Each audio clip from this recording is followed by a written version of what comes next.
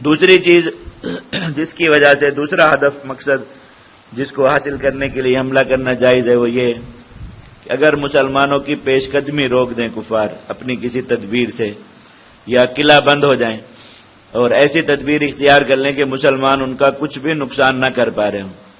ایسی صورت میں مسلمانوں کی رکی ہوئی پیش قدمی کو جاری کرنے کے لیے اور کفار کی تدبیر کو توڑنے کے لیے اگر کوئی مسلمان یقینی طور پر موت کو گلے لگائے اور اسے اس چیز کا یقین ہو یا ظن غالب ہو کہ وہ اس طریقے سے کفار کے اس تدبیر کو توڑ دے گا اور مسلمانوں کی لڑائی اور پیش قدمی بحال ہو جائے گی،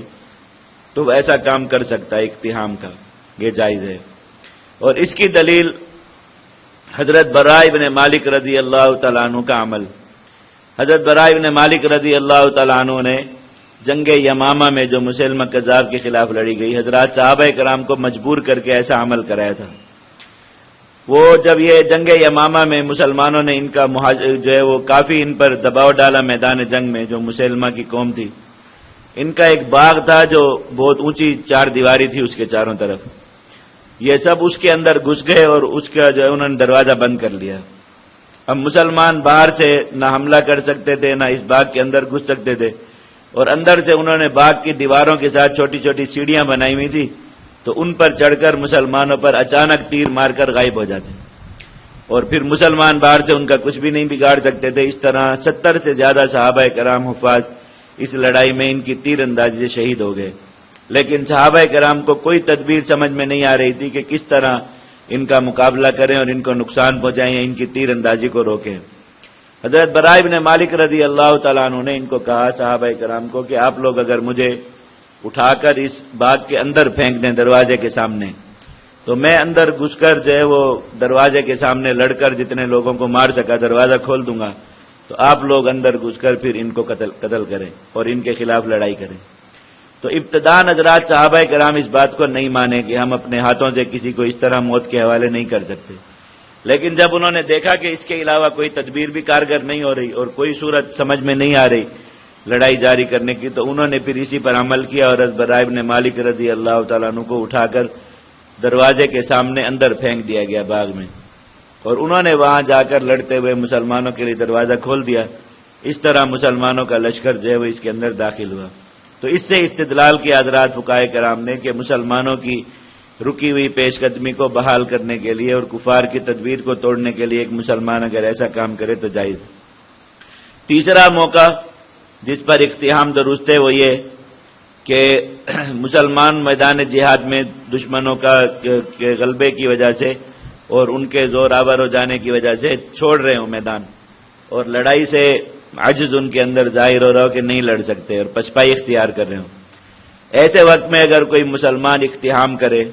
اور اپنی جان دے اس مقصد کے لیے کہ مسلمانوں کے ٹوٹے ہوئے حوصلے جڑ جائیں اور مسلمان اٹھ کر میدان جہاد سے بھاگنے کی بجائے دشمنوں کے خلاف لڑیں، تو ایسا کر لینا درست ہے۔